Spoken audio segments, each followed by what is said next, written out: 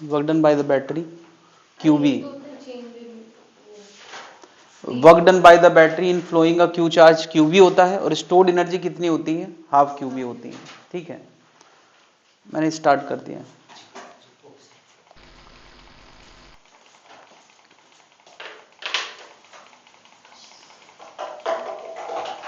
तो इनको लेके एक न्यूमेरिकल हम लोग करने वाले हैं जिसमें लगभग हर पॉसिबल न्यूमेरिकल कवर हो रहा है। ठीक है, फॉर्मूले पता होना एक चीज है, फिर सॉल्व करके आंसर लाना एक चीज है, इसलिए हम लोग एक क्वेश्चन करने वाले हैं जिसको एक एक करके सॉल्व करना है। कैपेसिटर का कैपेसिटेंस दिया है, वोल्टेज दिया है, एरिया दिया है। लास्ट क्लास में सभी लोग थे, आकांक्षा नहीं थी। तो मैंने फॉर्मूले बताए हैं। सबसे पहले तो C बराबर Q बाई बी बताया है किसी कैपेसिटर के लिए। कैपेसिटर कोई भी दो टर्मिनल का एक अरेंजमेंट है जिसमें कंडक्टर 1 होता है और कंडक्टर 2 होता है। ठीक है, C बराबर Q बाई बी। फिर हम लोगों ने बहुत तरह के कैपेसिटर के फॉर्मूले पढ़े हैं, लेकिन अभी हम पैरेलल प्लेट कैपेसिटर की बात कर रहे हैं। पैरेलल प्लेट के लिए इलेक्ट्रिक फील्ड होता है Q by A epsilon not. इसके अलावा हम लोगों ने कैपेसिटेंस का फॉर्मूला पढ़ा है, क्या होता है, C बराबर epsilon not a by D. Force between the plate का फॉर्मूला पढ़ा है, क्या होता है, Q square by 2a epsilon not.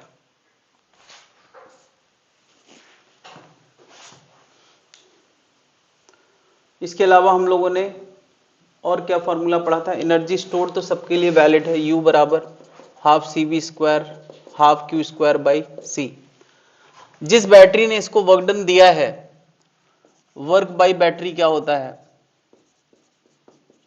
वो होता है Q इंटू V।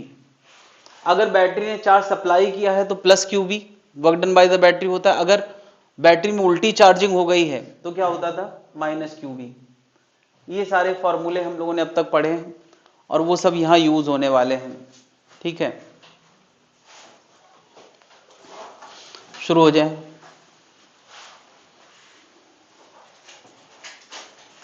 एक एक क्वेश्चन नोट करना है और सॉल्व करके आंसर निकालना है।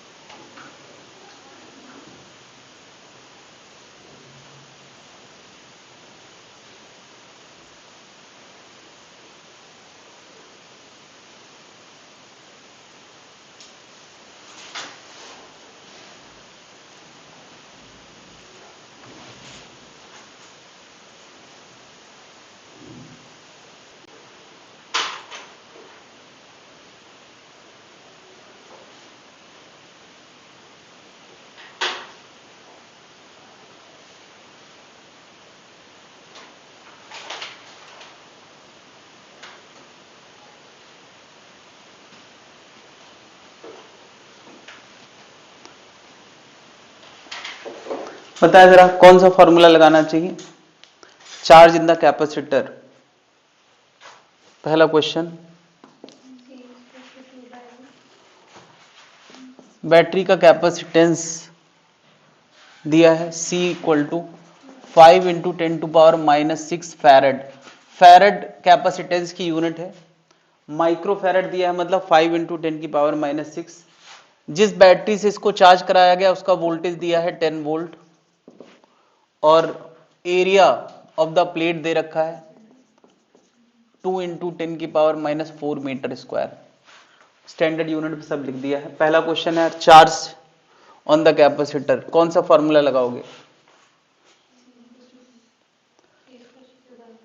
तो Q इक्वल टू क्या बन जाएगा, Q इक्वल टू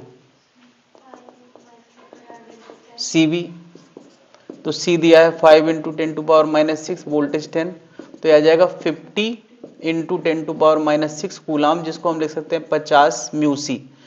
ऑप्शन में हमें इस तरह के आंसर देखने को मिलेंगे। म्यूसी का मतलब है माइक्रो कूलाम। ठीक है, कितने लोगों ने कर लिया पहला, दूसरा, विशाखा। दूसरा question, distance between the plate of the capacitor, capacitor के प्लेटों के बीच की दूरी, कौन सा फॉर्मूला लगाना है?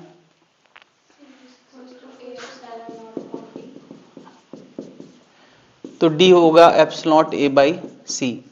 एप्सिलॉन कितना होता है, एरिया कितना दिया है, और सी कितना है 50 इंटू 10⁻⁻6। तो ये सॉल्व करोगे तो ये आंसर लगभग आ रहा है 3.54 इंटू 10 की पावर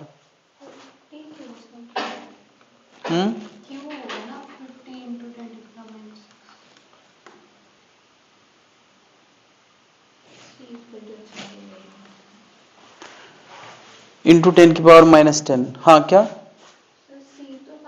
हाँ सी 5 इंटू 10⁻⁻6, सॉरी। तो ये इतना आ रहा है 3.5 इतने मीटर। ठीक, चलो मैंने ये डेटा बता दिया है। थर्ड क्वेश्चन करें।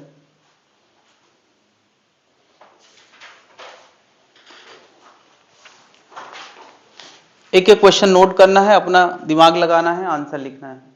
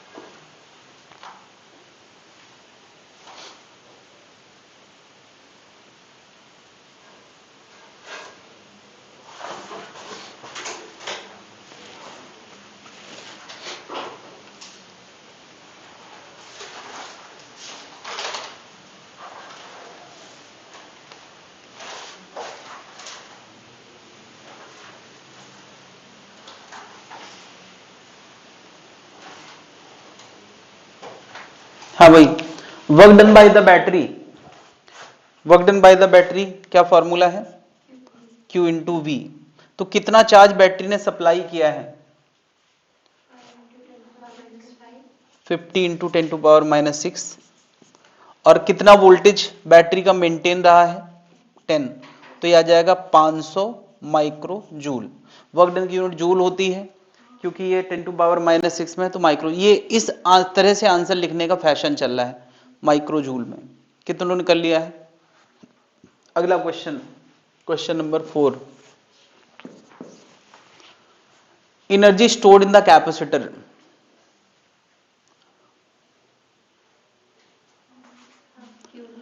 सबको पता है एनर्जी स्टोर्ड के फॉर्मूले, half C V square, half Q square by C, और हाफ क्यू बी भी होता है। तो ठीक है यार, हाफ क्यू बी मतलब क्यू बी हम लोग ला चुके हैं। हाफ क्यू बी मतलब कितना, 250 माइक्रो जूल। 500 जूल दिया है माइक्रो जूल, और 250 स्टोर हुआ है, और बाकी सब कहां चला जाता है, लॉस में। तो फिफ्थ का आंसर भी आ गया। इतना दिया है, इतना स्टोर हुआ है, तो लॉस्ट कितना हो गया, 250 माइक्रो जूल। यानी 500 में से 250 सब्ट्रैक्ट करोगे तो 250 माइक्रो जूल लॉस हो गया। भाई बैटरी ने इतना दिया, स्टोर आधा हुआ है, तो बाकी सब कहां चला गया, लॉस में। अगला क्वेश्चन पूछा है फोर्स बिटवीन द प्लेट, करते जाएं।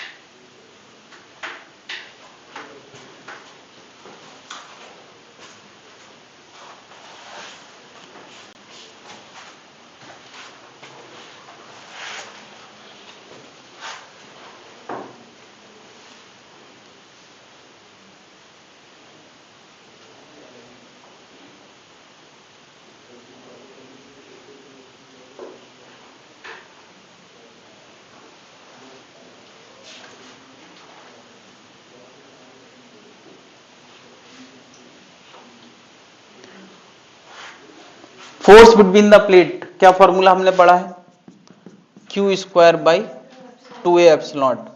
तो क्यू हमारा कितना आया है 50 माइक्रो कूलम, एरिया कितना है 2 इंटू 10⁻⁻4 एप्सिलॉन। कितने लोगों ने रख लिया है, कम से कम वैल्यू रख ली है, आंसर मैं सीधे बना बनाया दे देता हूं। फोर्स का आंसर आ रहा है 7.1 इंटू 10⁵, 7.1 इंटू 10⁵ न्यूटन। ठीक, अगला क्वेश्चन करें।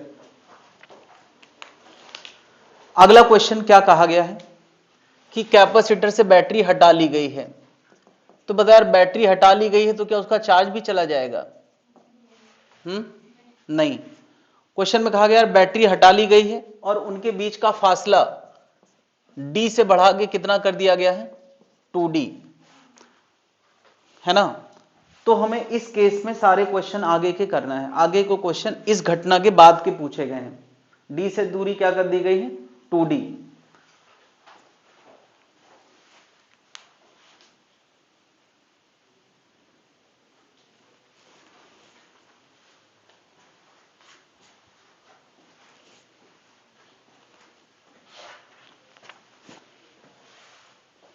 कल क्लास है शाम को। सॉरी केमिस्ट्री है सर, 6:30 बजे कर लेंगे, आधा घंटा एक्सटेंड है।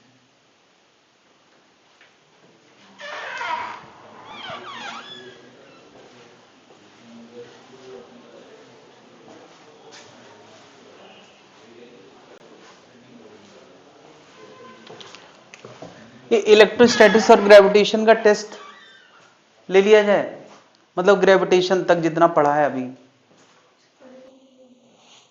अभी ग्रेविटेशन हम लोग पढ़ लिया ना। तो संडे मंडे मंडे मंडे ले लें। हाँ तो दो एक दिन का गैप तो मिल रहा है, ऐसे ही होगा। अब अभी की अब सारी प्लानिंग थोड़ी हो पाएगी। हाँ, इलेक्ट्रोस्टैटिक्स ग्रेविटेशन तक जितना है तक, मतलब दो ही तो आया है। हाँ बस, और क्या, दो ही तो। नहीं, आप कह रहे हो वहां तक ना। हाँ हाँ तो इलेक्ट्रोस्टैट पूरा ग्रेविटेशन हाँ, बस ना। बस और क्या। और मैं क्या कह रहा हूँ, मुझे लगा कि पहले अरे नहीं, पहले का नहीं, केवल इलेक्ट्रोस्टैटिक्स और ग्रेविटेशन तक। रोटेशन नहीं है, रोटेशन टेस्ट में नहीं है। तो उसको अभी रहने देते हैं, रह गया तो रह गया। लास्ट में क्या 13 तारीख को मिलना है। हाँ, पहले इतने की तैयारी कर ले मंडे को, ठीक है, कोई दिक्कत? ठीक।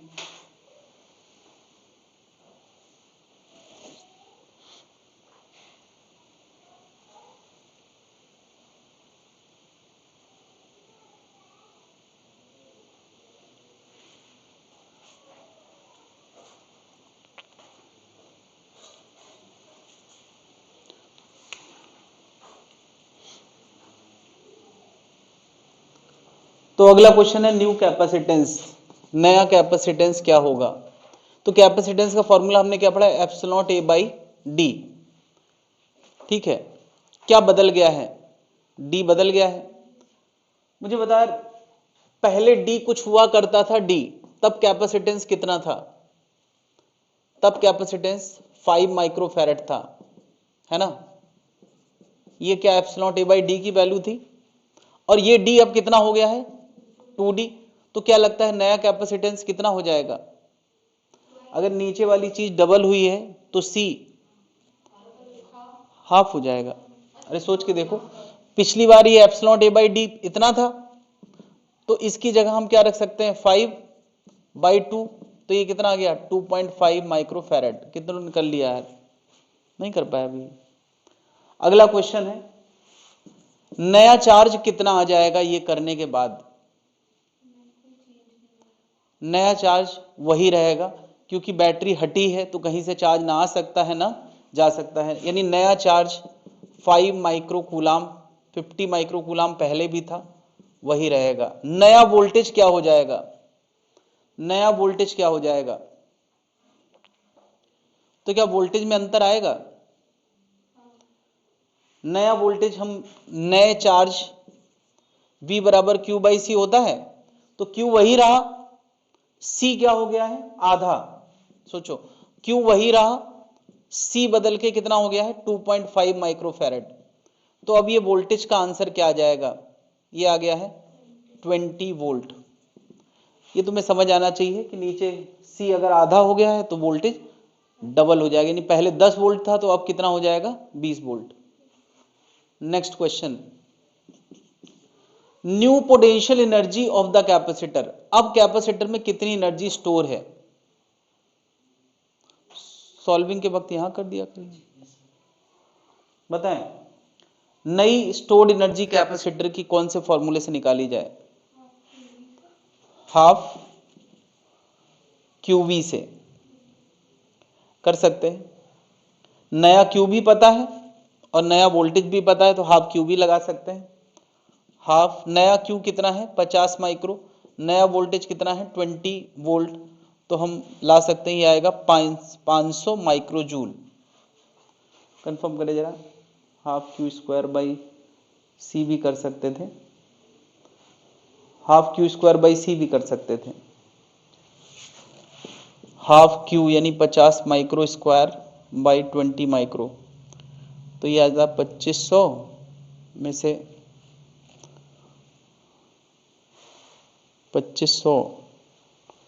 में से 40 डिवाइड होता तो कितना आता,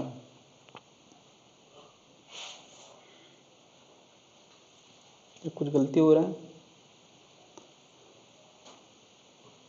नया वोल्टेज इतना है, नया चार्ज इतना है, तो हाफ क्यू भी लगाया जा सकता है बिल्कुल। नई एनर्जी कितनी होगी, half Q square by C, तो क्यू स्क्वायर, अच्छा सी कितना है, sorry half Q square by C 2.5 micro है, 2500 में 2.5 इंटू 5 करेंगे यही आ जाएगा, ये भी कर सकते हैं। आगे भाई अगला क्वेश्चन है, इंक्रीज इन पोटेंशियल एनर्जी। इस प्रोसेस में पोटेंशियल जी में कितना इंक्रीमेंट हुआ है, 11th।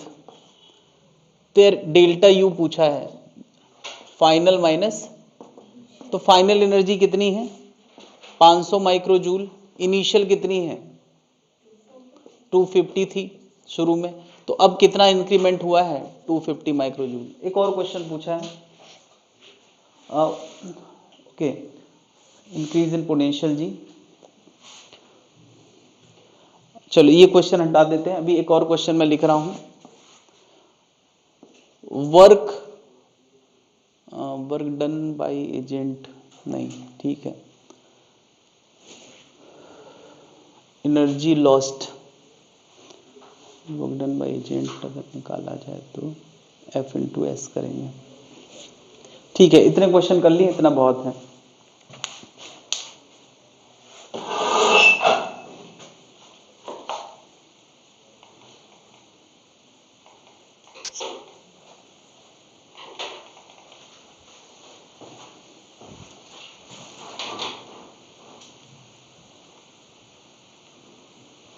वो 10 क्वेश्चन जो दिए थे सब लोग करके आए हैं, ठीक है। अब अगली क्लास में एक साथ दे देंगे।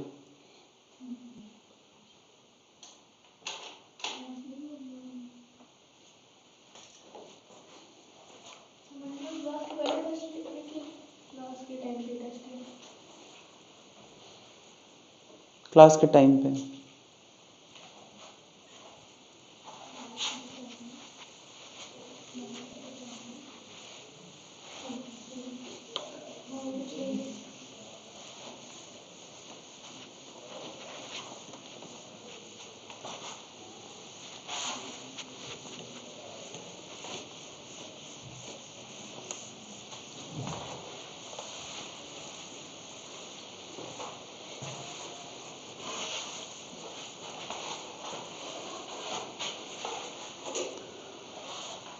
तो अभी हम लोग बात कर रहे थे एक कैपेसिटर के अंदर उसकी एनर्जी स्टोर्ड, उसकी इलेक्ट्रिक फील्ड, उसकी प्लेट में लगने वाला फोर्स, यानी पूरा डिस्कशन एक कैपेसिटर का था।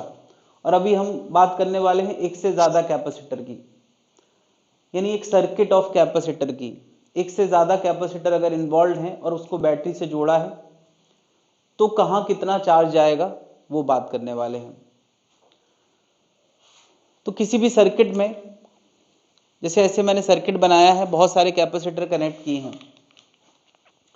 तो पहली चीज रिक्वायरमेंट तो यह है कि बैटरी से चार्ज जाए तो उसके पास लौटने का रास्ता होना चाहिए।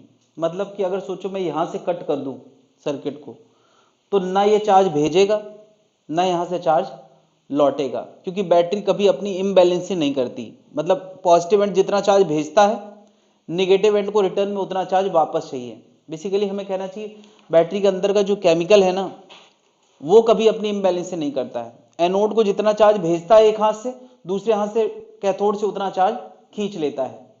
तो अगर कहीं सर्किट बीच में टूटा है तो ये प्रोसेस रुक जाएगा, तो सर्किट पूरा होना चाहिए। तो यहाँ क्या ये सर्किट पूरा है कि नहीं? यहाँ इस रास्ते चार्ज जा सकता है और यहाँ से वापस आ सकता है। अच्छा, जो चार्ज बैटरी से गया है वही चार्ज वापस नहीं लौटता है। होगा क्या कि यहाँ से बैटरी के पॉजिटिव चार्ज को पुश मिल रहा है, बैटरी का पॉजिटिव क्या चाह रहा है कि यहाँ से चार्ज जाए, तो वो चार्ज इस प्लेट पे जमा होने लगेगा। इस प्लेट पे जितना जैसे जैसे यहाँ पॉजिटिव जमा होने लगेगा, वो यहाँ सामने वाली प्लेट से पॉजिटिव को रिपेल करने लगेगा। यानी जैसे यहाँ पे प्लस क्यू टोटल आया है, तो इसने प्लस क्यू को यहाँ से भगा दिया है। अब प्लस क्यू भागेगा तो यहाँ क्या आएगा? Minus Q. अगर यहाँ से प्लस क्यू खाली होगा तो ये प्लस क्यू माइनस क्यू को होल्ड करके रखता है, मतलब प्लस माइनस एक दूसरे में टिके रहते हैं। ये प्लस क्यू यहाँ से भगा दिया गया। अब वो प्लस क्यू दो रास्ते जा सकता है, इधर और इधर। तो चार्ज हमेशा कंजर्व रहता है, जितना किसी जंक्शन पे आया है उतना ही जाएगा। अगर यहां से कुछ Q1 गया है, यहां से कुछ Q2 गया है, तो मैं कहूंगा ये Q Q1 और Q2 के बराबर होगा। मैंने यहां पे Q2 की जगह Q माइनस Q1 लिख दिया है, ठीक है। ये Q है, ये Q1 है, तो यहां कितना जाएगा? Q2। तो वो Q2 Q माइनस Q1 नहीं लिखा जा सकता, उतना जाएगा। Q माइनस Q1 देखो यहां से लौटता हुआ दिख रहा है। अब यहां Q माइनस Q1 जाएगा, पॉजिटिव आएगा, तो सामने वाली प्लेट में नेगेटिव, और वो उतना चार्ज रिपेल कर देगा। यहां Q1 गया है तो ये प्लेट में बैठेगा और ये वहां सामने से प्लस Q1 को रिपेल कर देगा, तो वो प्लस Q1 लौट के यहां आएगा और यहां माइनस Q1 आ जाएगा, ठीक है।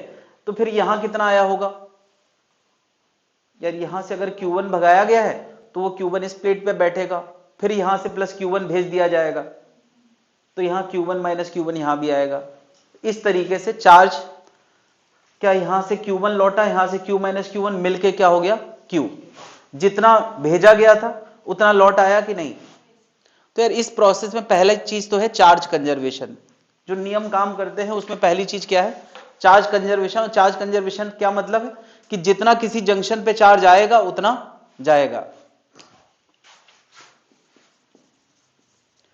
एक नियम जो काम करता है जिसको मैंने लिखा है चार्ज कंजर्वेशन, इसका मतलब क्या है कि किसी जंक्शन पे अगर Q आया है, यहां Q1 Q2 गया है, तो मैं कहूंगा Q बराबर क्या होगा? Q1 plus Q2। किसी जंक्शन पे जितना आया है उतना जाएगा, क्योंकि जंक्शन में कोई चार्ज स्टोर नहीं होता है। ये वैसा ही है जैसे यार करंट वाले टॉपिक में किरचॉफ्स करंट लॉ होता है कि जितना आया है उतना जाएगा, है ना। तो ये वही चार्ज कंजर्वेशन, वो भी है चार्ज कंजर्वेशन। इसी का डिफरेंशिएशन कर दो तो करंट वाला नियम बन जाता है। बात क्लियर है? दूसरा नियम हम लोग पढ़ने वाले हैं voltage loop law. Voltage loop law, ये किरचॉफ्स वोल्टेज लूप लॉ, इसको बोलते हैं KVL। KVL हम वहां भी पढ़ते हैं, यहां भी पढ़ते हैं।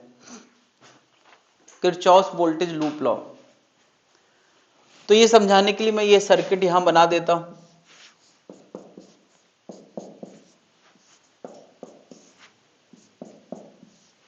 यहां से Q चला है, यहां प्लस Q आया है, सामने minus Q। Plus Q repel कर दिया गया, दो रास्ते में बटेगा। यहां कुछ Q1 गया है तो यहां Q माइनस Q1 जाएगा। इसको तुम्हें चाहो तो इसका नाम Q2 रख दो, ठीक है।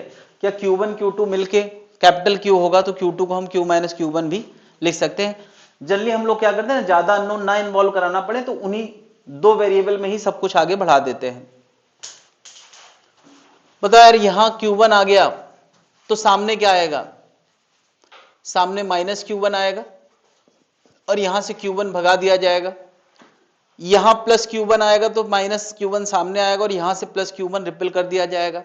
यहां Q माइनस Q1 आया है तो सामने क्या आएगा, उसी का निगेटिव आएगा, और यहां से Q माइनस Q1 रिपेल कर दिया जाएगा। यहां से Q1 चला आ रहा है, यहां से Q1 मिलके कितना हो गया Q। तो क्या बैटरी ने जितना भेजा उतना लौट रहा है, ना बैटरी की कहीं इम्बैलेंसिंग हुई है और ना कहीं चार्ज का कंजर्वेशन का नियम टूटा है। इतनी बात समझ में आ गई। अभी हमने केवल चार्ज कंजर्वेशन लगाया है। क्लियर है?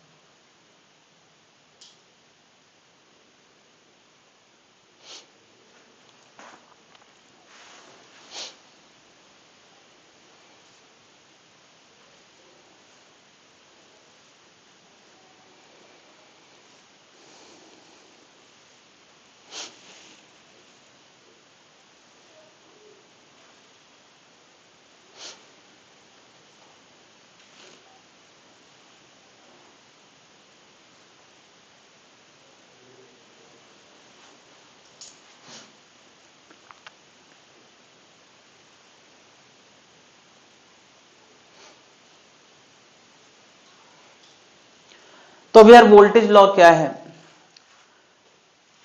वोल्टेज लॉ कोई नियम एक्चुअली नहीं है, हम उसको अब समझ सकते हैं। जब किरचॉफ ने बोला होगा तब लॉ रहा होगा, अभी हम इसको बड़े आराम से समझ सकते हैं। बताओ, ये बैटरी का नेगेटिव है, ये पॉजिटिव है। मैं यहां कुछ पॉइंट्स लिख रहा हूं, ए बी सी डी ऐसे लिखा है। बताओ ए और बी में किसका वोल्टेज ज्यादा होगा, ए का या बी का? सेम होगा। क्या बताओ, ए बैटरी के नेगेटिव से जुड़ा है और बी बैटरी के पॉजिटिव से जुड़ा है, तो ए और बी का वोल्टेज सेम होगा। जो भी बैटरी का वोल्टेज होता है वो दो टर्मिनल के बीच का पोटेंशियल डिफरेंस होता है। क्या होता है? डिफरेंस होता है। यानी अगर ये 4 वोल्ट की बैटरी है तो ए के मुकाबले बी का वोल्टेज 4 वोल्ट ज्यादा होगा।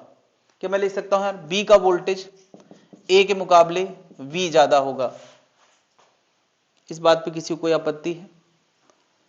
ये सिंपल हम लोग मैथमेटिक्स लगा रहे हैं कि यार ये नेगेटिव टर्मिनल, ये पॉजिटिव है, तो ए वाला रीजन नेगेटिव से जुड़ा है, बी पॉजिटिव से, तो बी का ज्यादा होगा। कितना ज्यादा होगा? जितना बैटरी का वोल्टेज।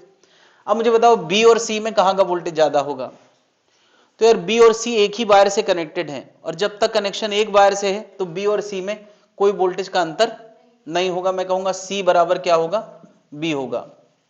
बीच में या तो बैटरी आए या तो कैपेसिटर आए तब पोटेंशियल का डिफरेंस आता है, वरना कोई डिफरेंस नहीं आता है। मुझे बताओ सी और डी में कौन हाई होगा?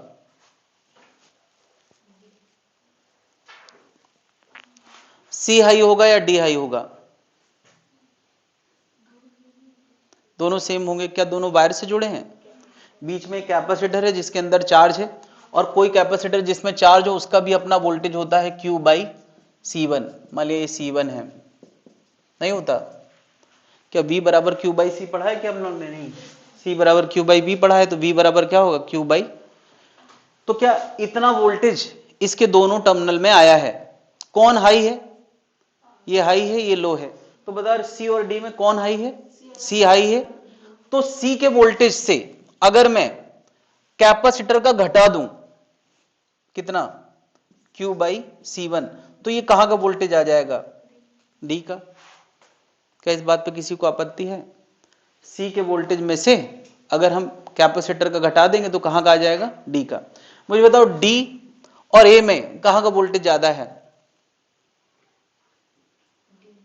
D का। भाई ये हाई से जुड़ा है और A लो से जुड़ा है, तो मैं कह सकता हूं D में से कैपेसिटर का वोल्टेज घटा दो तो कहां का आ जाएगा? A का। क्या जनता ये समझ पा रही है? कितना घटाना है? Q minus Q1 upon C2। ये पूरी कहानी सबको अलग अलग समझ में आ गई हर जंक्शन के लिए। अब मैं इसको ऐड करने वाला हूं।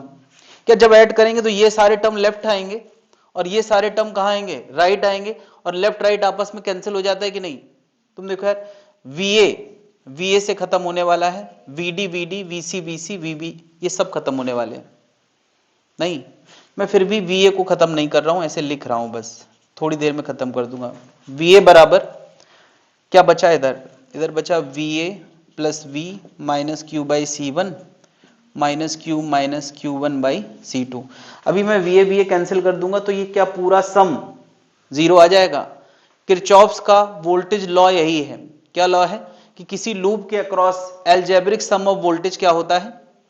लूप लॉ ये है, algebraic sum of voltage across a loop, across a closed loop will be zero। क्या मैं ये जीरो दिखा पा रहा हूं कि नहीं। अरे देखो, VA खत्म हो जाएगा तो ये पूरा सम जीरो आ गया कि नहीं। अब एल्जेब्रिक क्या होता है, एल्जेब्रिक का मतलब होता है अगर तुमने बढ़े को पॉजिटिव लिया है तो घटे को निगेटिव लो, तो ये बढ़े को पॉजिटिव घटे को निगेटिव। क्या हम एल्जेब्रिक में उल्टा भी कर सकते हैं। कुछ लोग इसको उल्टा ही पढ़ते हैं कि बढ़े को निगेटिव लिखते हैं और घटे को पॉजिटिव लिखते हैं, तो भी रूल गलत नहीं है। क्यों, क्योंकि यार इसी फॉर्मूले में अगर माइनस से मल्टीप्लाई कर दें तो वो भी आ जाएगा, बट मुझे वो बिल्कुल सही नहीं लगता है। तुम्हें वही करना है जो मुझे सही लगता है, क्योंकि कुछ दिन में वो तुम्हें ज्यादा जस्टिफाइड लगेगा। क्या यहां से यहां बढ़ा है तो बढ़े को घटा निगेटिव क्यों लिखें, केवल इसलिए कि सर इधर जाते समय निगेटिव से पहले मुलाकात होती है। तो ये कोई ट्रिक थोड़ी पढ़ रहे हैं हम लोग, जो निगेटिव से पहले मुलाकात होती तो निगेटिव लिख दें। ऐसा पढ़ा होगा तुमने पहले कभी, तो भुलाने में थोड़ा दिक्कत आएगी, बट हो जाएगा, समय के साथ सारे घाव भर जाते हैं। तो यहां से यहां बढ़ने को हम क्या लिखेंगे, पॉजिटिव। अब देखो ऐसे इसको लूप इक्वेशन को सीधे लिखने का तरीका क्या है, ऐसे लिखेंगे, ए से शुरू किया हमने VA से, जहां बढ़ा प्लस लिख दिया, जहां घटा माइनस लिख दिया, और फिर सारा सम किसके बराबर हो गया, A पे, क्योंकि हम घूम के A से कहां पे आ गए हैं, वापस A पे। बात सुने, मैं ये काम रोज रोज नहीं करने वाला हूं, मैं सीधे आखिरी लाइन लिखना सिखा रहा हूं। और आखिरी लाइन कैसे लिखते हैं, VA plus V minus Q by C1 minus Q by C2। और क्या घूम फिर के हम A पे आ गए कि नहीं, तो A से चले थे, जोड़ते घटाते फिर A के वोल्टेज पे आ गए हैं, तो क्या ये पूरा सम A के बराबर होगा कि नहीं। VA cancel. क्या जनता सीधे ये लूप इक्वेशन लिखना समझ पा रही है, यही हमें सीखना है। मैंने KVL बनाया है लूप 1 के लिए, अब मैं लूप 2 के लिए तुमसे पूछ रहा हूं, मुझे बता लूप 1 का हो गया, KVL फॉर लूप 2 बिना ये सब मेथड लगाए। ये मेथड कभी काम आएगा तुम्हें समझने के, बट हमें मेथड नहीं लगाना है। मैं यहां से शुरू कर रहा हूं D से, और घूम फिर के कहां आने वाला हूं, D पे। चलो हम लगाते हैं, VD यहां का वोल्टेज है, यहां का पोटेंशियल है, वोल्टेज डिफरेंस नहीं है यहां का। यहां से यहां जाएंगे तो घटेगा या बढ़ेगा, यहां से यहां जाएंगे तो कितना,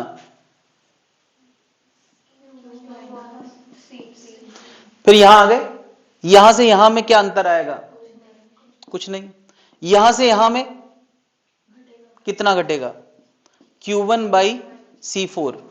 यहां आ गए, फिर बताओ यहां से यहां जाएंगे बढ़ेगा या घटेगा। यार पहली बार हम लोग निगेटिव से पॉजिटिव जा रहे हैं तो बढ़ेगा, हम ऊंचाई पे जा रहे हैं, हाई पे जा रहे हैं, तो ये क्या होगा, प्लस Q2 बाई, या इसको हम Q minus Q1 by C2 लिख सकते हैं। और बराबर हम कितने पे आ गए, क्या D से जोड़ते घटाते हम फिर से D पे पहुंच गए कि नहीं, VD कैंसिल, क्या ये सम जीरो आ गया कि नहीं। यही KVL है। बात क्लियर है भाई। किरचॉफ्स वोल्टेज इक्वेशन लिखना सीधे, क्यों लिख रहे हैं हम किरचॉफ्स वोल्टेज इक्वेशन, मुद्दा क्या है, मुद्दा यह है कि इस लूप में वोल्टेज दिया होगा, C दिया होगा, Q और Q1 अननोन होंगे, तो क्या हमने Q और Q1 में एक इक्वेशन ये लिख दी है और एक ये लिख दी है, दो इक्वेशन दो अननोन सॉल्व किए जा सकते हैं कि नहीं, इसलिए हम लोग KVL पढ़ रहे हैं।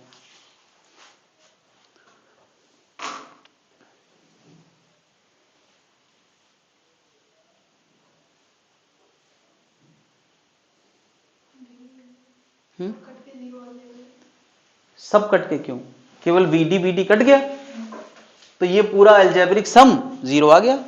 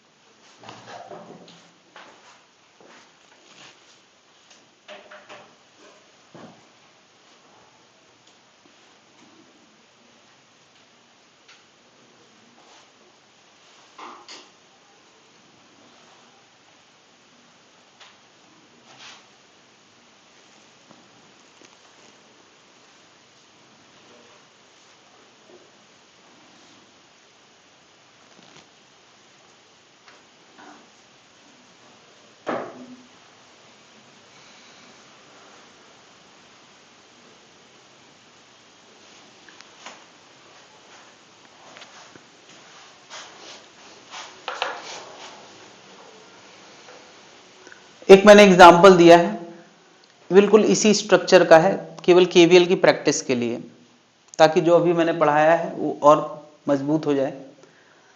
2 लूप का ये पूरा सर्किट है, 6 वोल्ट की बैटरी लगी है, यहाँ एक कैपेसिटर, यहाँ एक कैपेसिटर, ये सारे कैपेसिटर लगे हैं। कैपेसिटर माइक्रोफैरड में दिए हैं, 6 माइक्रोफैरड, 1 माइक्रोफैरड, 6 माइक्रोफैरड, 3 माइक्रो। इसका लूप 1 है, ये लूप 2 लिखा है, इसको कंफ्यूज मत होना। तो क्या इन दोनों के लिए मैंने चार्जिंग तो दिखा दी है, यहां से Q गया, यहां बटा, फिर Q1 यहां चला गया, बचा हुआ इधर आया होगा। तुम्हें KVL इक्वेशंस लिखना है 2।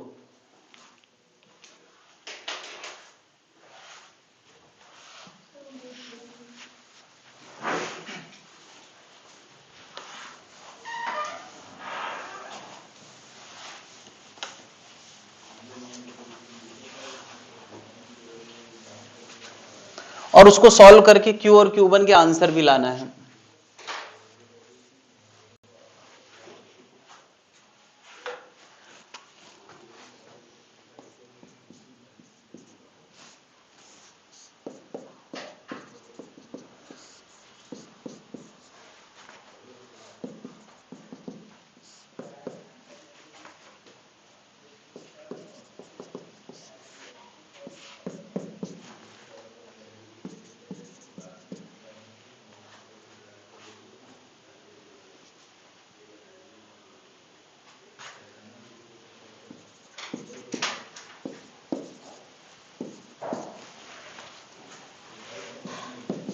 ऐसे मैंने कुछ पॉइंट्स मान लिए हैं ताकि तुम्हें अंदाजा लगता रहे कैसे KVL लगाना है। 2 लूप हैं, इसको मैंने लूप 1 बोला है, इसको मैंने लूप 2 बोला है।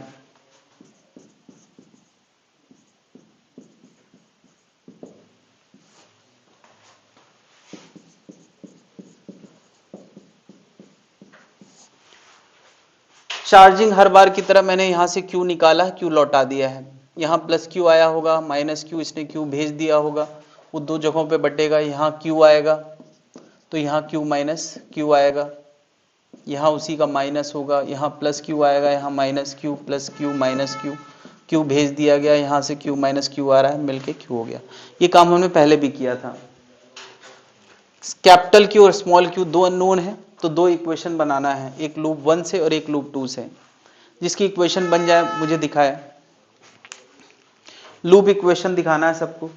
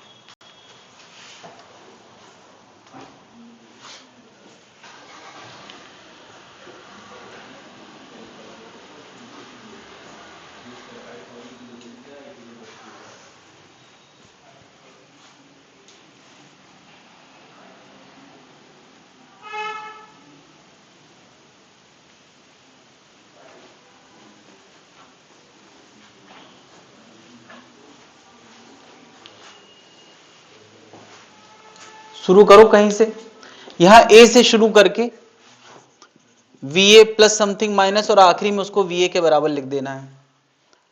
यहां C से शुरू करके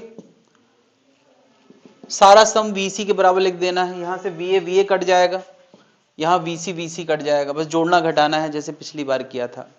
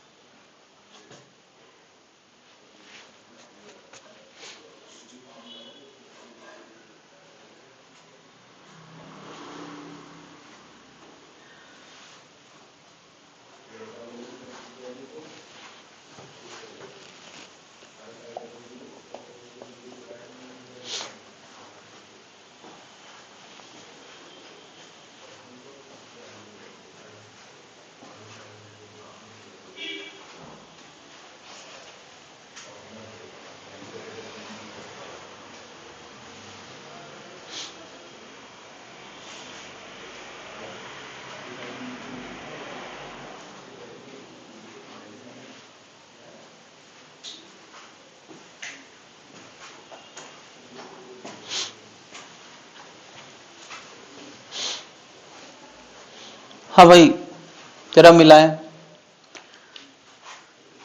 ए का कुछ वोल्टेज है, उसको मैंने कहा VA, उसकी मदद से अगर मुझे बी का वोल्टेज लिखना हो तो ए से ज्यादा होगा या कम? ए का या बी का, किसका ज्यादा होगा? कितना ज्यादा? 6। तो VA में 6 जोड़ा, क्या ये पूरा वोल्टेज बी का आ गया जोड़ने के बाद? अब मुझे बताओ बी के वोल्टेज में से कितना घटाएं कि सी का आ जाए? -Q micro upon 6 micro. मैंने देखो उसमें लिख रखा है Q और Q1 माइक्रो कूलाम अननोन है, तो अगर माइक्रो कूलाम अननोन है तो ये Q माइक्रो हो गया और ये 6 माइक्रो, माइक्रो माइक्रो खत्म। कहां तक आ गए? ये सम कहां का वोल्टेज डिनोट कर रहा है? ये सम सी का वोल्टेज डिनोट कर रहा है। ए से चले थे, यहां घटा यहां घटा, अब हम कहां के वोल्टेज पे आ गए? ये पूरा सम सी का वोल्टेज दे रहा है। अब बताएं जरा, यहां से कितना घटाएं? Q minus Q micro upon 1 micro, micro micro खत्म। ये ध्यान रखना, अननोन हमेशा माइक्रो कूलाम में ही मानना है, तो माइक्रो माइक्रो अपने आप खत्म हो जाएगा। इज इक्वल टू क्या? क्या हम यहां से चले थे, घटाया तो बी का आ गया, फिर घटाया तो सी का आ गया, फिर घटाया तो ए का आ गया कि नहीं? ये पूरा सम कहां का वोल्टेज देगा? ए का। VA खत्म। ये आंसर आ गया 6 minus Q by 6, Q minus Q by 1 बराबर 0। कितने लोगों को बन गया यार? ये पहली इक्वेशन है। कोई दिक्कत है क्या? इसी तरह से दूसरी इक्वेशन लिख पाएंगे?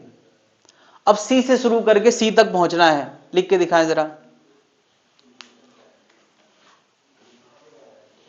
अभी हम इसको सॉल्व करके गुड लुकिंग फॉर्म में लिखेंगे, फिर उसको सॉल्व करेंगे दो इक्वेशन को।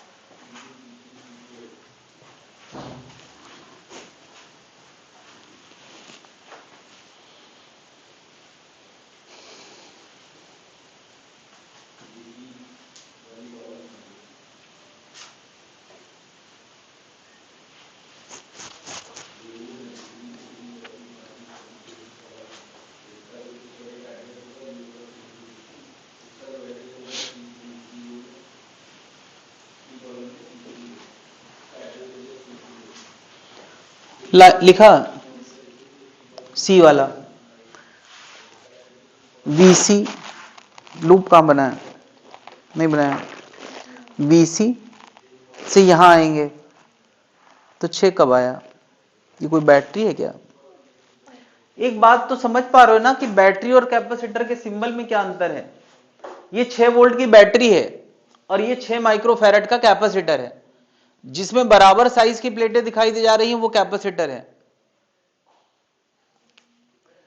तो C से चले VC, फिर यहां आए तो माइनस, बताओ कैपेसिटर में कितना वोल्टेज आएगा, Q micro upon 6 micro, micro micro खत्म।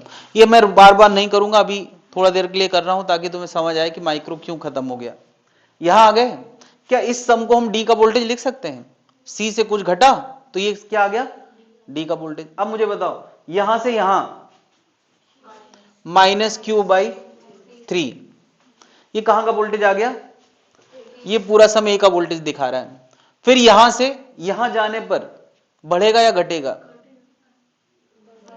देखो जरा, प्लस से माइनस जाने में घटता है, माइनस से प्लस जाने में कितना, क्या ये पूरा सम C का वोल्टेज आ गया, बराबर VC लिख दिया, VC VC खत्म, तो KVL बन गया। चलो इसको मैं थोड़ा सॉल्व कर देता हूं। 6 बराबर Q/6 plus Q minus Q, मैं इसको थोड़ा और सॉल्व कर रहा हूं। 6 एलसीएम लूंगा तो ये आएगा Q plus 6Q minus 6Q बराबर 6, ये 6 इधर जाएगा, 36 बराबर 7Q माइनस 6Q। ये फर्स्ट इक्वेशन फाइनली आ गई है जिसको अभी हम सॉल्व करेंगे। इसको भी थोड़ा इजी लिख देते हैं। मैं क्या कर रहा हूं, निगेटिव वाले टर्म, चलो सब कुछ ऐसे ही, 6 एलसीएम ले लें, ये आएगा माइनस Q, ये आएगा माइनस 2Q, यहां आएगा 6Q माइनस 6Q बराबर 0। 6 कैपिटल Q, 3 और 6, 9 स्मॉल q बराबर 0, ये उधर जाएगा तो 0 हो जाएगा। बताओ जरा यहां से क्या बताओ, 6 कैपिटल Q बराबर आया है 9 स्मॉल q, तो स्मॉल q को मैं 3 दूना 6, 2 कैपिटल Q/3 लिख सकता हूं। ये रिलेशन आया है। क्या हमारे पास दो रिलेशन आए हैं और दो रिलेशन से दो अननोन कभी भी निकाले जा सकते हैं। उस इक्वेशन को मैं यहां रख के सॉल्व करूंगा तो स्मॉल q कैपिटल Q, देखो जरा 7Q माइनस स्मॉल q की जगह मैं लिख सकता हूं, इसको सॉल्व करना है, 36 बराबर 7Q, चलो मैं वहीं लिख देता हूं, 7Q माइनस 6Q बराबर 36 था। बताओ स्मॉल q को क्या लिख दें, 2Q/3। फर्स्ट और सेकेंड सॉल्व कर रहा हूं, 7Q माइनस 4Q बराबर 36, 3Q बराबर 36, तो Q बराबर क्या आ गया 12। ध्यान रखना हमने अननोन माइक्रो कूलाम में माना था, तो ये आंसर भी माइक्रो कूलाम में आएगा क्योंकि Q हमारा अननोन ही माइक्रो में था। तो स्मॉल q क्या आ गया, ये कितना आ गया 8 माइक्रो कूलाम। बात क्लियर है भाई लोग।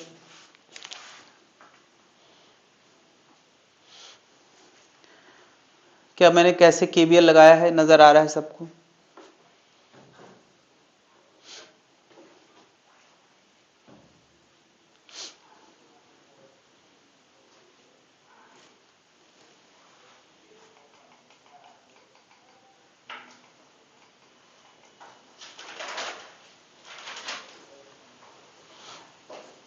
तो बीच बीच में हम KVL की बातें करते जाएंगे, बट हम स्टोरी को थोड़ा आगे बढ़ा रहे हैं।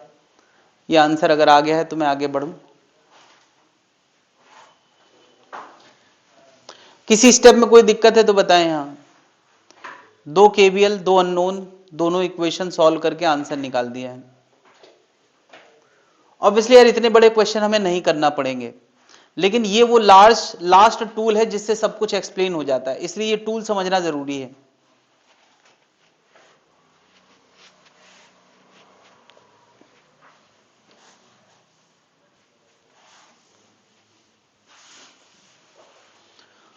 हटा दे भाई।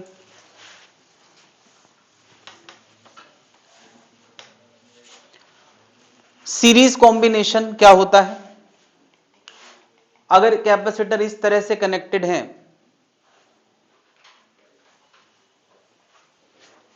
हो गया डिस्कशन, हो गया ठीक।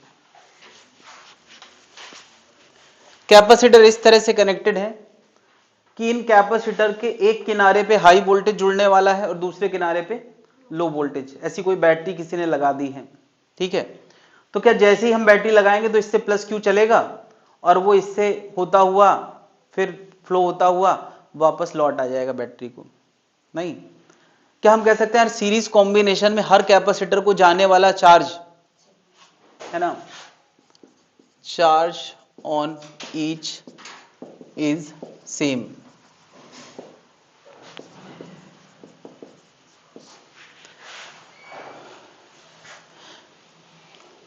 क्या हर कैपेसिटर में वोल्टेज भी सेम होगा? भाई वोल्टेज क्या होता है? वोल्टेज होता है Q बाई सी होता है। तो Q सब में सेम है लेकिन C सबका सेम नहीं है। हो भी सकता है बट फिलहाल नहीं है। तो बता सब कैपेसिटर के वोल्टेज V1, V2 और V3 किस रेशियो में होंगे? V1 होगा Q बाई C1, V2 होगा Q बाई C2, V3 होगा Q बाई C3। तो जब रेशियो लाते हैं तो सेम चीजें काट देते हैं, तो वो किस रेशियो में होंगे? बात क्लियर है? V1, V2, V3 इस रेशियो में होंगे 1 बाई सी के रेशियो में। क्यों? V बराबर Q बाई सी होता है तो इस रेशियो में होंगे। क्लियर है भाई? बहुत सारे कैपेसिटर की जगह एक सोचना, इफेक्टिव। इफेक्टिव का मतलब क्या होता है? बहुत सारे कैपेसिटर की जगह एक कैपेसिटर सोचना। तो इन सारे कैपेसिटर की जगह एक सोचना इस सी इफेक्टिव। सी इफेक्टिव मैं सीधे बता दूं चलेगा, पढ़ाइए कभी ना कभी। पैरेलल के केस में C effective 1 by C effective, series के केस में 1 by C1 plus 1 by C2 plus 1 by C3 आता है, ठीक है। कैसे आता है ये किया जा सकता है, बट उसके चक्कर में पढ़ने से कोई फायदा नहीं है। इतनी बात समझ में आ गई है? यानी हम इन तीनों को हटा के अगर एक लिखना चाहें तो वो एक इतनी कैपेसिटी का लिखेंगे।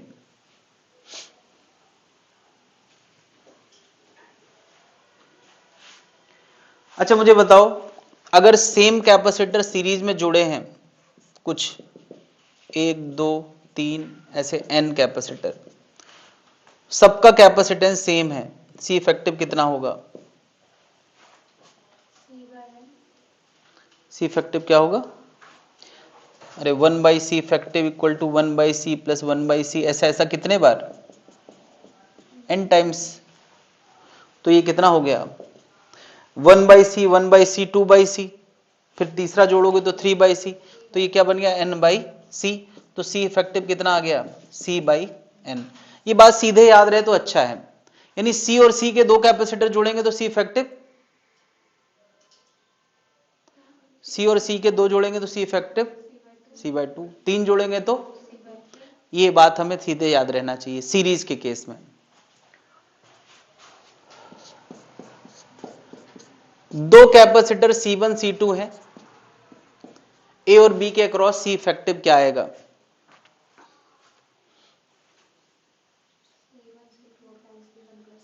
हम यही फॉर्मूला लगाते हैं, 1 बाई सी इफेक्टिव बराबर 1 by C1 plus 1 by C2।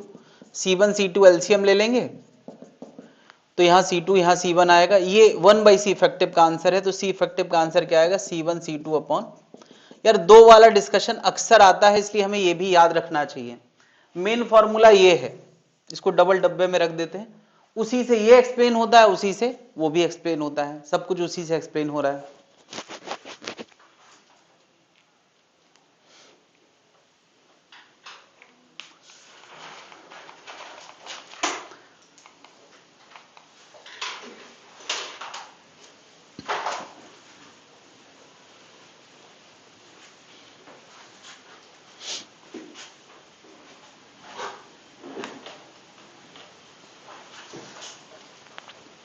Parallel combination क्या होता है?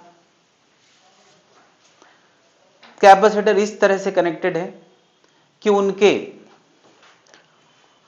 एक साइड के प्लेटें आपस में सेम पोटेंशियल हाई पे जुड़ी हैं, यानी ये 3 कैपेसिटर हैं तो तीन की 3 लेफ्ट वाली प्लेटें कॉमन हाई पे जुड़ी हैं, एक कॉमन हाई है और बची हुई सामने वाली 3 प्लेटें कॉमन लो से जुड़ी हैं। कॉमन लो मतलब इनका वोल्टेज सेम है और लो है। तो अगर मैं ए को हाई और बी को लो रखूंगा तो हाई से लो की तरफ चार्ज फ्लो करेगा, 3 अलग अलग रास्तों में चार्ज बटेगा और फिर यहां से लौट आएगा। तो ये कौन सा कॉम्बिनेशन हो गया? Parallel combination. सीरीज नोट हो गया है।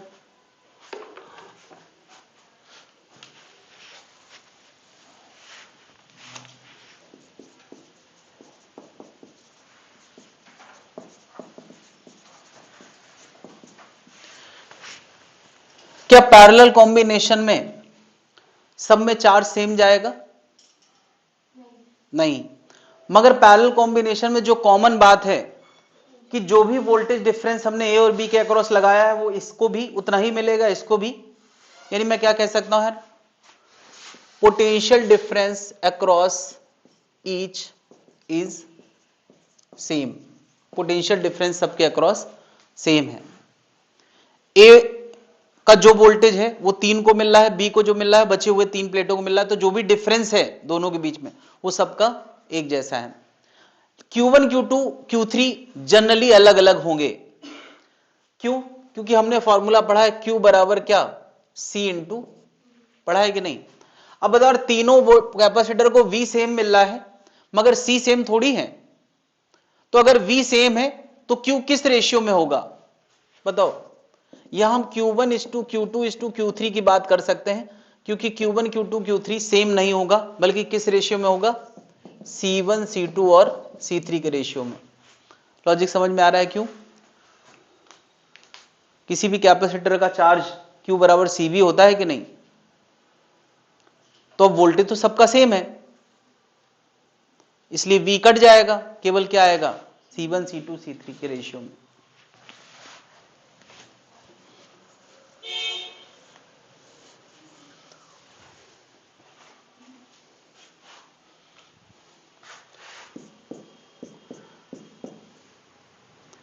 तो ऐसे कुछ कैपेसिटर अगर पैरेलल में जुड़े हैं उनका C इफेक्टिव, इफेक्टिव का हमेशा मतलब होता है एक से ज्यादा की जगह एक कैपेसिटर दिखाना।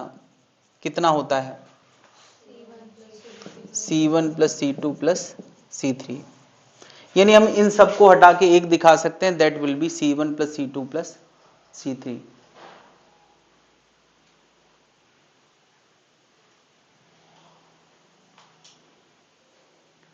तो बता रहे n अगर कैपेसिटर ऐसे जुड़े हों सेम कैपेसिटेंस के, C के n कैपेसिटर 1 2 n, तो इसका कैपेसिटेंस C इफेक्टिव कितना हो जाएगा? C ऐसा n टाइम्स जुड़ेगा तो कितना हो जाएगा? NC। बात क्लियर है? तो अभी यहां 2 के लिए क्या होगा? C1 plus C2। कुछ याद रखने की जरूरत नहीं, इतना ही बहुत है, एक ही फॉर्मूले से हमारा काम बन जाएगा।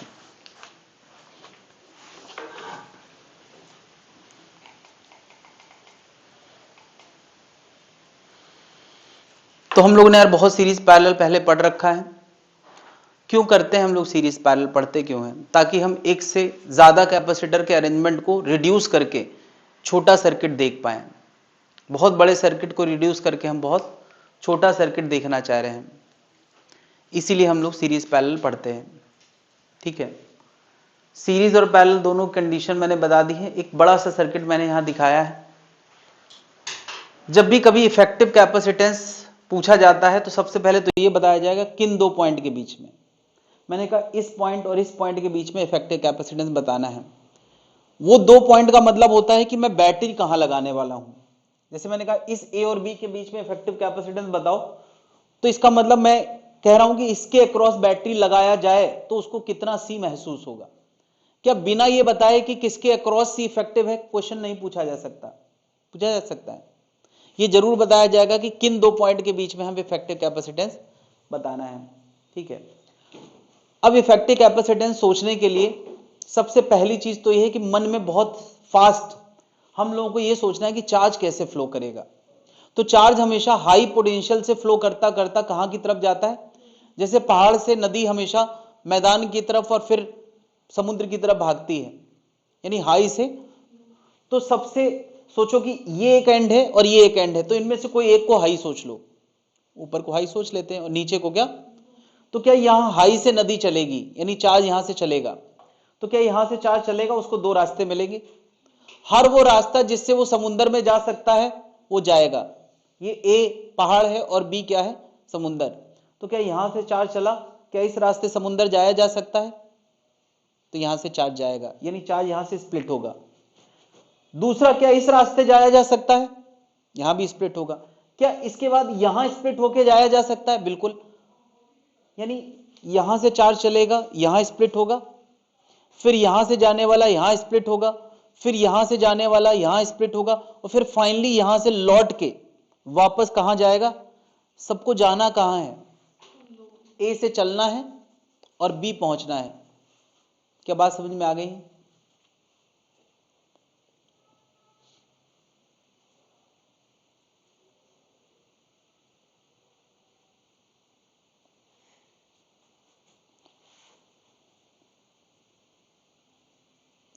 अभी बोलना शुरू करूं मैं? ठीक, बोलूं मैं? कहां खो जाती हो, मतलब कोई दूसरी दुनिया है, दूसरी डायमेंशन है जहां पे? चलो, मैंने जो बताना था इतनी देर में मेन मेन बातें बता दी हैं। तो अब मैं पूछता हूं कि कितने लोगों को ये बात समझ में आई। मुझे बताओ, ये 2 माइक्रोफैरड और ये 2 माइक्रोफैरड आपस में सीरीज में है या पैरेलल में है? मैं ऑप्शन देता हूं। पहला ऑप्शन है सीरीज, दूसरा ऑप्शन है पैरेलल, तीसरा ऑप्शन है नन। चलो, सीरीज वाले हाथ उठाएं, 2 और 2 सीरीज में है। पैरेलल में हाथ उठाएं, नन में है हाथ उठाएं। चलो मैं अभी समझाता हूं। क्या ये समुंदर पहाड़ से चार्ज चला, वो चार्ज यहां से दो रास्तों में बटा, यहां और यहां। तो क्या जो चार्ज यहां जाएगा वो चार्ज यहां नहीं जाएगा, यहां तो बट बटू के जाएगा। इसका मतलब दोनों में सेम चार्ज नहीं जाना है, और सेम चार्ज नहीं जाना तो सीरीज तो बिल्कुल हो ही नहीं सकता है। सीरीज की कंडीशन क्या है? सब में चार्ज। तो अब दूसरी संभावना क्या हो सकती है? पैरेलल। पैरेलल का नियम क्या था कि उसकी एक तरफ की प्लेटें कॉमन हाई पे होना चाहिए और दूसरे की कॉमन। चलो, क्या ये प्लेट और ये प्लेट कॉमन है? पहला क्वेश्चन है। कॉमन मतलब कि दोनों का सेम पोटेंशियल है, इस प्लेट और इस प्लेट का। क्यों? बीच में एक कैपेसिटर है जो उनमें मतभेद ला देगा, डिफरेंस ला देगा। क्या दोनों वायर से जुड़े हैं? क्या नहीं जुड़े। ये वायर और ये वायर समुंदर के करीब है, यानी लो के करीब है, लो है। मगर क्या ये और ये सेम लो, कॉमन लो नहीं है। चलो, ऊपर वाली दोनों प्लेटें पहाड़ के करीब हैं, यानी हाई के करीब हैं, लेकिन क्या ये और ये कॉमन हाई हैं? तो पैरेलल की कंडीशन को ये फुलफिल नहीं कर रहे हैं, और नहीं कर रहे हैं तो ना सीरीज में है ना पैरेलल में। ये भी एक जवाब होता है। इसका आंसर क्या है? नन। ये भी एक जवाब होता है, ना सीरीज में है ना पैरेलल में है। कल को यही पूछ लिया जाए, दो मार्क कर दें कौन सीरीज, ये सीरीज में है या पैरेलल में है या नन में है, तो ये भी तुम्हें समझ में आना चाहिए। और ये समझाने के लिए मैंने पूरा स्टेप बताया है। चलो अब यहां से करते हैं। मुझे बताओ, ये 3 और ये 2 आपस में किस में है?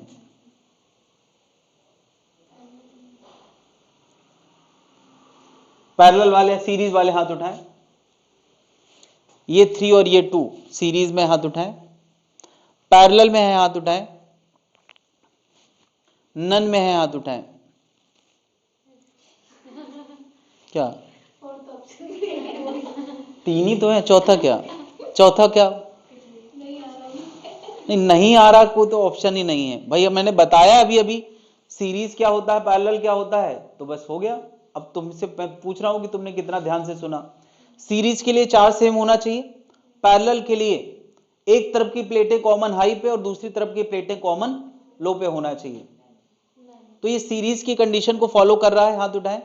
नहीं, क्योंकि जो चार्ज यहां चलेगा उसको लौटने के ये भी रास्ता है, और तो चार्ज बढ़ जाएगा। नहीं, सीरीज में नहीं है।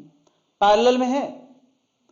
पैरेलल में तो बिल्कुल नहीं है यार। ये प्लेट सुपर हाई से जुड़ी है, अपोजिट प्लेट कॉमन है, कॉमन है, लेकिन इसके अपोजिट वाली ये प्लेट और ये प्लेट कॉमन, ये सुपर हाई है और ये सुपर लो के करीब है, तो दो कॉमन है मगर बची हुई दो कॉमन, तो ये पैरेलल में भी नहीं है, तो किसमें है यार? क्या पूरे सर्किट में हमें सबसे पहला काम ये करना पड़ता होता है कि सबसे पहले वो कैपेसिटर ढूंढना जो स्पष्ट तौर पे सीरीज या पैरेलल नजर आ रहे हैं? कोई मुझे बता सकता है इस पूरे सर्किट में कौन से कैपेसिटर हैं जो स्पष्ट तौर पे सीरीज या पैरेलल में है? लास्ट के तीन स्पष्ट तौर पे किसमें है? क्यों? सुपर हाई से चार्ज चला होगा, बढ़ते बढ़ते यहां कुछ तो पहुंचा होगा, अब उसका समुद्र में जाने के लिए यही रास्ता बचा है, तो ये गारंटीड है कि जो चार्ज होगा वो इसी रास्ते लौटा होगा, लौटा होगा तो इसमें और इसमें और इसमें जो भी चार्ज होगा सेम होगा। तो ये एक ही अरेंजमेंट नजर आ रहा है जहां पे स्पष्ट तौर पे सीरीज या पैरेलल है। पता है हम लोग के अंदर फील तो होता है कि हमें इस सर्किट को रिड्यूस करने की शुरुआत यहां से करना है, नहीं, तुम्हें सबको समझ आ गया होगा कि हमें सर्किट को यहां से रिड्यूस करना है, लेकिन कारण किसी को नहीं पता होगा यहीं से क्यों रिड्यूस करना है। क्यों? क्योंकि इससे पहले स्पष्ट सीरीज पैरेलल कहीं नजर नहीं आ रहा है। तो मैं वो कारण बता रहा हूं, एकदम जड़ वाली बात। तो इसका मतलब हम इन तीन और तीन और तीन को रिड्यूस करके क्या लिख सकते हैं? सीरीज का नियम क्या था? C/N हो जाता था, तो 3 3 3/3 हो जाएगा। कितना हो जाएगा? यानी मैं इन सब की छुट्टी करके क्या दिखा सकता हूं? 1 दिखा सकता हूं, इन तीन की छुट्टी करके। यही तो हमने पढ़ा, रिड्यूस करने का मतलब क्या होता है? 3 की जगह 1। बताओ जरा, ये 1 आने के बाद वो इस 2 के साथ किस कॉम्बिनेशन में आ गया? बोले पैरेलल में। स्पष्ट नजर आ रहा है? और कोई स्पष्ट नजर आ रहा है क्या? तो हम क्या इन दोनों को रिड्यूस करके क्या लिख सकते हैं? पैरेलल के लिए नियम था C1 प्लस, तो ये रिड्यूस होके क्या बन जाएगा? 3 बन जाएगा। फिर क्या नजर आ रहा है? फिर से ये 3 3 नजर आने लगा, तो क्या हो जाएगा? 1। फिर ये 1 2 क्या हो जाएगा? 3। फिर ये 3 3 3 1। फिर ये 1 और 2 3। फिर ये 3 3 3, यानी पूरा इफेक्टिव क्या आ जाएगा?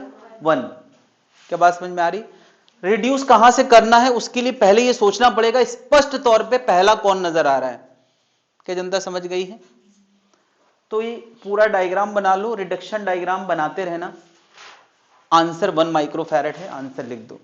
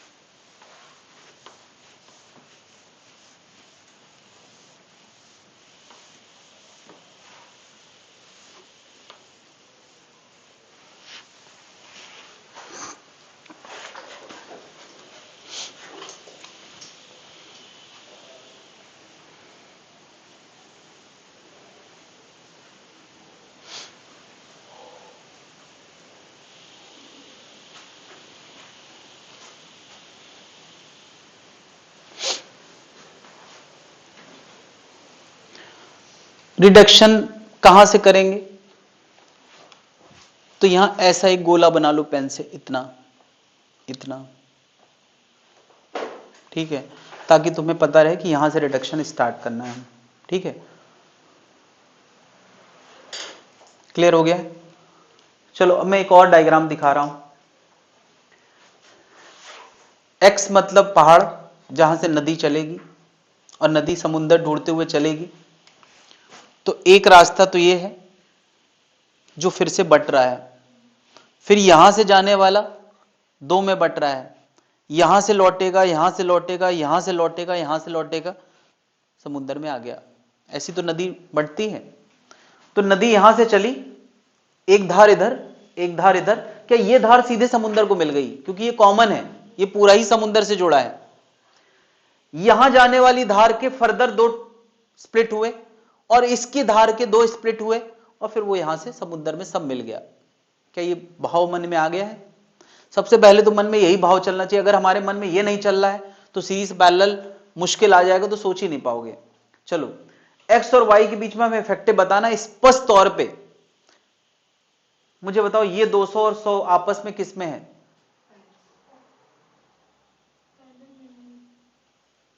ये 200 और 100 आपस में किस में है? Series, parallel, none. चलो, सीरीज वाले हाथ उठाएं, पैरेलल वाले हाथ उठाएं, नन वाले हाथ उठाएं। नन। चलो आगे चलो। ये सुपर हाई है, ये प्लेट सुपर हाई से जुड़ी है, ये भी कॉमन उसी हाई पे जुड़ी है, कॉमन हाई है। चलो ठीक है। क्या ये लो से जुड़ी है? क्या वही लो इसका भी है? अरे इसका सुपर लो है, ये तो सीधे समुद्र से जुड़ा है, ये थोड़ा कम लो है। क्या ये दोनों आपस में जुड़ी हैं? मैंने क्या कहा था पैरेलल कंडीशन? 2 प्लेटें कॉमन हाई पे होना चाहिए और 2 प्लेटें कॉमन, यानी ये स्पष्ट तौर पे सीरीज पे भी नहीं है, और तो यहां से शुरुआत हमें नहीं करना है। अच्छा, सबको फील अब तक आ गया होगा कि शुरू कहां से करना है। पता नहीं क्यों सबको ये फील पहले से आ जाता है कि शुरू कहां से करना है। कहां से करना है? कहां से? क्यों? क्योंकि यही वो कैपेसिटर जो स्पष्ट तौर पे सीरीज या पैरेलल में है। किस में है?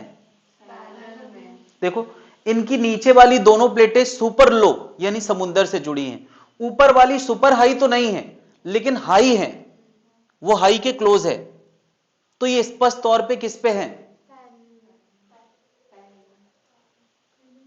कौन कौन? पैरेलल में है। तो क्या हम इन दोनों को रिड्यूस करके 100 और 100 क्या लिख सकते हैं? 200। जब यहां मैं एक 200 बनाऊंगा तो वो बगल वाले के साथ स्पष्ट तौर पे, तो 200 और 200 क्या हो गया? 100। जब इन सब की जगह 100 दिखाऊंगा तो वो सामने वाले के साथ 200। ये 200 और 200 सीरीज है। 200 और 200 200 100, और फिर ये 100 और ये 100, तो इसका फाइनल आंसर कहां आना है? डायग्राम बनाए और यहां ये मार्क बना दें कि यहां से शुरू करना है, और आंसर कितना आ रहा है?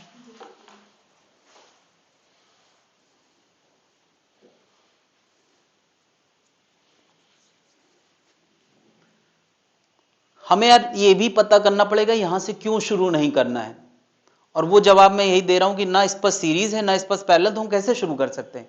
शुरू वहां से करना है जहां स्पष्ट कुछ नजर आ रहा है। तो ये स्पष्ट नजर आ रहा है कि पैरेलल है, तो यहां से रिडक्शन स्टार्ट करना है। इधर ऐसे गोला बना दें, यूं।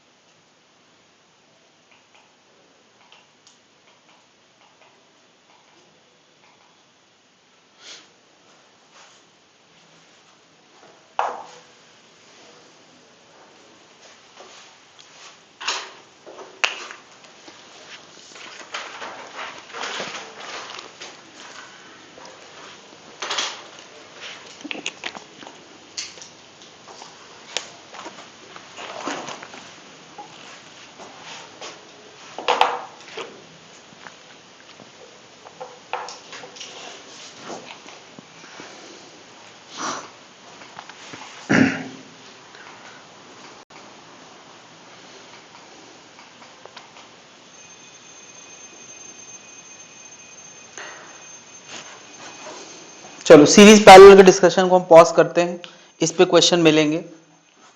एक डिस्कशन पे आते हैं। 242 माइक्रोकूलाम के चार्ज को 3 पैरेलल रास्तों में डिवाइड होना है, ठीक है। क्या हम कह सकते हैं ये तीनों आपस में पैरेलल हैं? बिल्कुल। अगर चार्ज यहां से जा रहा है इसका मतलब ये हाई जोन है, और यहां पर वापस आएगा, इसका मतलब ये लो जोन है। क्या 3 प्लेटें कॉमन हाई पे हैं और 3 कॉमन लो पे हैं, तो ये कौन सा कॉम्बिनेशन है? पैरेलल। अच्छा बता, अगर यहां से कुछ चार्ज चला है तो वो तीनों में जाएगा? नहीं जाएगा कि नहीं? बराबर जाएगा? नहीं, किसी रेशियो में जाएगा, क्योंकि इन सब के पोटेंशियल सेम होते हैं और चार्ज क्या Q बराबर C बाई बी होता है कि नहीं? तो सबका V क्या है? सेम है, बल्कि उल्टा लिख दिया मैंने, Q बराबर सी बी होता है। क्या सबका V सेम है? सबके C अलग अलग है, तो Q भी अलग अलग होगा कि नहीं? किस रेशियो में होगा? अभी थोड़ा देर पहले मैंने बताया था Q1:Q2:Q3, किस रेशियो में होगा? 6:3:2। ये सब कुछ दिख रहा है।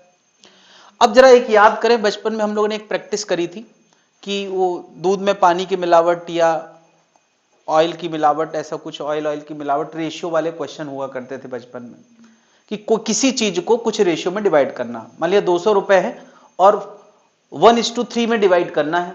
अच्छा रुपए है तो तुम ऐसे ही बता दोगे बिना किसी फीलिंग, मतलब केवल फीलिंग पे, बिना कोई मैथ्स के बताओ। अच्छा 200 रुपए को 1:3 में डिवाइड करना है, तो 1 रेशियो वाले को कितना मिलेगा, 3 रेशियो वाले को कितना मिलेगा? देखा, ये फीलिंग हमारे अंदर रुपए को लेके है। लेकिन ये आंसर आता कैसे है? ये आंसर आता है टोटल रेशियो ऐड करो और जिसको 1 मिलना है पूरे में से उसको, तो ये पर्सन 1 का आंसर आएगा और दूसरा आएगा 3/1 + 3 × 200। ठीक है, ये तुम्हारे फीलिंग में शामिल है रेशियो। सोचो, इतनी इस कदर तुम लोगों को बचपन में मैथ्स पढ़ाई गई, मगर तुमने भुलाया है, दिक्कत ये है। तो ये आंसर देखो कितना आ गया, 1/4 × 200 कितना आ गया? 50। और ये आ गया 3/4 × 200 कितना आ गया? 150। यानी जिसका रेशियो लाना है, मान लिया जिसको 1 मिलना है तो 1 टोटल सम इंटू जिसको डिस्ट्रीब्यूट करना है, और जिसको 3 रेशियो मिलना है तो 3/सम ऑफ रेशियो इंटू 200, तो डिस्ट्रीब्यूशन आ जाता है। तो क्या यहां हमें यही काम किसके लिए करना है? इस चार्ज को इस रेशियो में डिस्ट्रीब्यूट करना है, क्योंकि चार्ज तो यही है, वही तीनों में मिलके जाएगा। क्या जनता समझ पा रही है? तो मैं सीधे आंसर लिख रहा हूं, और ये आंसर सीधे ही लिखना आना चाहिए। Q1 का आंसर होगा 6/6 + 3 + 2 × 242। Q2 का आंसर होगा, बोलो बोलो सब, 3/242। और Q3 का आंसर होगा, बताओ, 2/6 + 3 + 2 × 242। क्या ये वही चीज नहीं है जो मैंने वहां पूछी है? इसका इस टॉपिक से कोई लेना देना नहीं है, मगर करना ऐसे ही है। क्या आंसर आ गया देखो जरा, ये 6 3 9 2 11, 11 एकम 11, 11 दूना, ये कितना आ रहा है? 132। ये 11 से इसको काटेंगे 22 आएगा, 66 माइक्रोकूलम 66। 11 से इसको काटोगे तो 44 माइक्रोकूलम। क्या समझ गए कैसे करना है? अच्छा 3 को लेके हमें करना पड़ता है, 2 को लेके कई बार फील हो जाता है। जैसे मैं कह दूं 30 को 2:1 में डिवाइड करना है, 30 को कितना आएगा? हाँ 2:1 में, इसका मतलब फीलिंग नहीं है, फिर तो मेथड करो। 30 को 2:1 में डिवाइड करना है, 20 और 10। 100 को 4:1 में डिवाइड करना है, वो 3:1 हो गया। 4:1, एक को 80 मिलेगा। चलो नहीं फील कर पा रहे हो तो मेथड बना है, मेथड से करो। ठीक है, रुपए में ही फीलिंग आती, चार्ज में तो बिल्कुल नहीं आती है, क्योंकि रुपए में नुकसान होने का डर होता है और चार्ज में लगता है कोई नुकसान है नहीं, अपना क्या जा रहा है।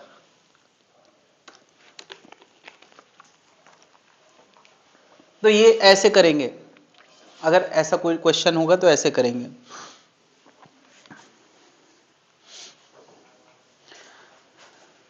क्या 2 भी कर लोगे?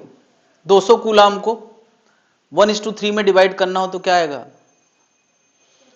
एक को 50 कूलाम और एक को 150 कूलाम। चलो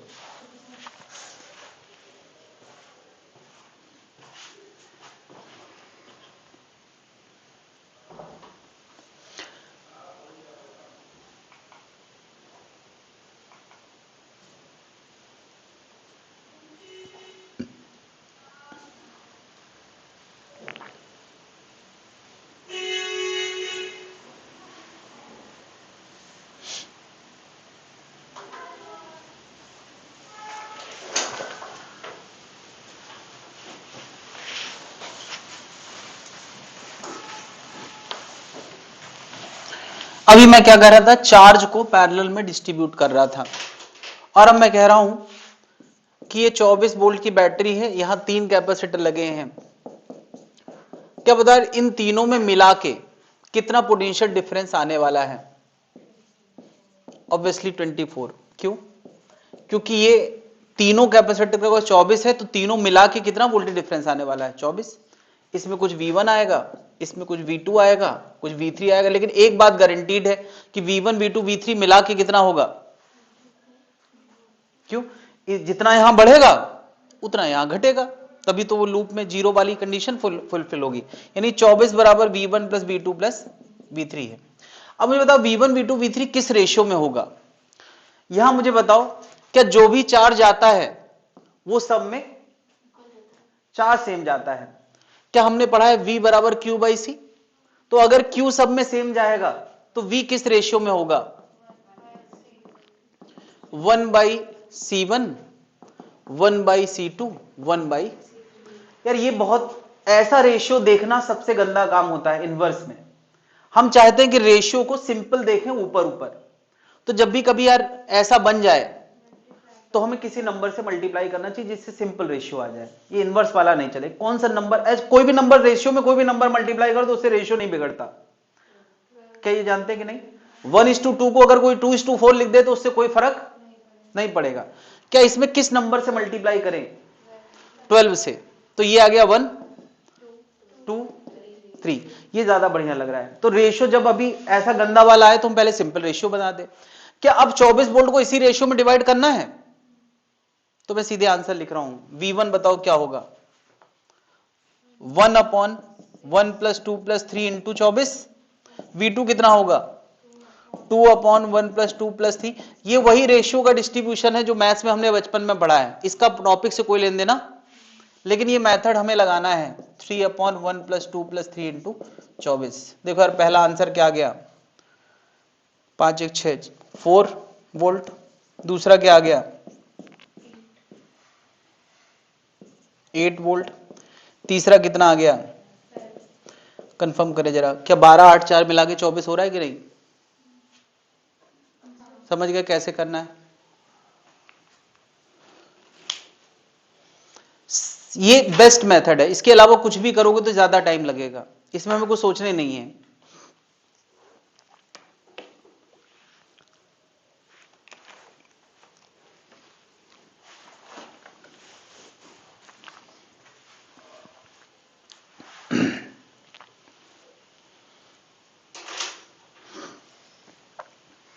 नोट कर लिया? डन।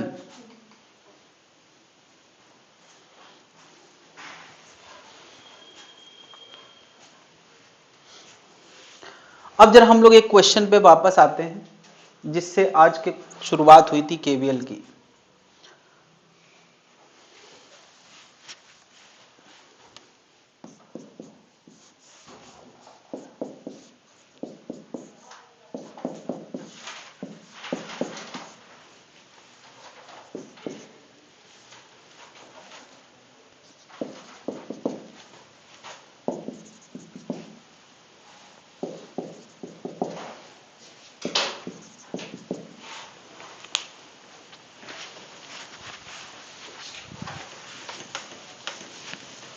हाँ भाई, ये क्वेश्चन हम लोगों ने किससे किया था? केवीएल से।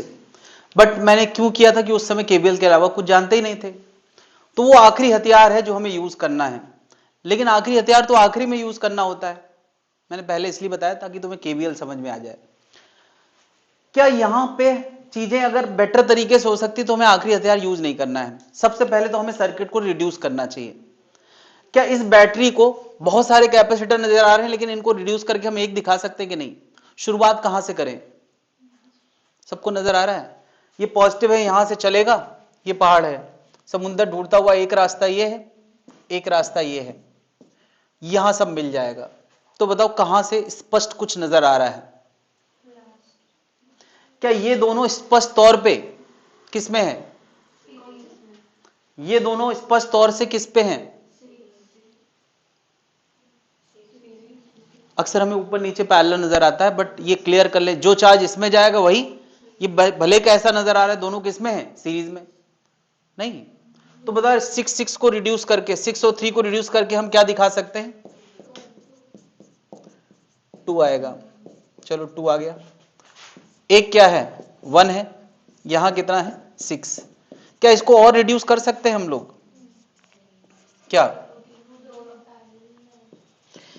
ये स्पष्ट तौर पे अब किस में नजर आ रहे हैं, पैरेलल में। तो कितना आ गया 3 और उसके बगल में कितना है 6। अच्छा मुझे बताओ अभी भी इन दोनों को रिड्यूस किया जा सकता है, 6 और 3 को किस में देख रहे हो, सीरीज में। तो फिर से ले देखिए कितना आ गया 2 आ गया और बैटरी कितनी है 6 वोल्ट। तो बताओ बैटरी कितना चार्ज भेजेगी यहां, Q बराबर C इफेक्टिव इंटू वी के हिसाब। C इफेक्टिव इसीलिए तो पढ़ रहे हैं कि चीजें आसान हो। तो अब सब पूरे सर्किट की जगह ये आ गया है, तो बैटरी कितना चार्ज सप्लाई करेगी 2 इंटू 6 मतलब कितना, यानी यार ये आंसर 12 माइक्रोकूलम आया था कि नहीं। अरे कैपिटल Q का आंसर 12 आया था कि नहीं। तो वो मेथड करोगे ये ऑब्वियसली यही, वो तो हमने केवीएल समझने के लिए किया था। अब मुझे बताओ यहां से 12 चला आ रहा है, यहां तो प्लस 12 माइनस 12 आएगा। अब ये 12 क्या इसमें और इसमें डिस्ट्रीब्यूट होना है, ये 12 1:2 में डिस्ट्रीब्यूट होना है। किसी को फील हो रहा है यार 1:2 में 12 को 12 रुपए को 1:2 में डिस्ट्रीब्यूट करना है, ये फील हो रहा है यार। इसके लिए हमें सॉल्व भी नहीं करना है यार, यही आएगा कि नहीं। क्या पता यार चार्ज Q बराबर CV होता था, तो Q बराबर CV होता था, V सेम है तो C1 C2 के रेशियो में, यानी यहां 4 आएगा और यहां, क्या ये फील हो गया, पूरा आंसर आ गया। यही तो आंसर हमने निकाला था, एक 8 आया था तो बचा हुआ 4 ही होगा। पीछे देखो जरा, यही क्वेश्चन हमने किया था, बट अब हमने टेक्निक यूज करी है। पहले रिडक्शन यूज किया तो टोटल चार्ज आ गया, और टोटल चार्ज आने के बाद हमने क्या यूज किया, पिछला वाला कॉन्सेप्ट कि 12 को 1:2 में डिवाइड करना। तो यार 12 को 1:2 में डिवाइड करोगे तो क्या आंसर आएगा Q1 का और क्या आंसर आएगा Q2, नहीं आ जाएगा। तो ये टेक्निक सर्किट को रिड्यूस करने में मदद करेंगी। लेकिन अगर कुछ ना समझ में आए तो आखिरी हथियार क्या है, केवीएल। हर चीज की लैंग्वेज केवीएल है, लेकिन हमें लगाना ये सब है।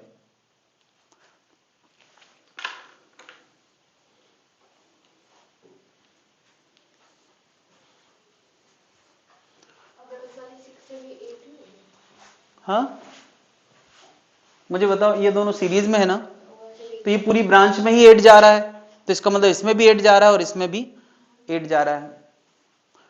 क्वेश्चन देखें जरा और क्या करना है। अब जो पहले के छोड़े थे वो ट्राई कर सकते हैं। 33 तक के सारे क्वेश्चन करना है, 33 तक के। जिसमें अभी जो दिक्कत कर सकता है वो 26 नंबर अभी नहीं करना है, 26 नंबर 26 नहीं करना है, बाकी सारे ट्राई कर सकते हैं, ठीक है।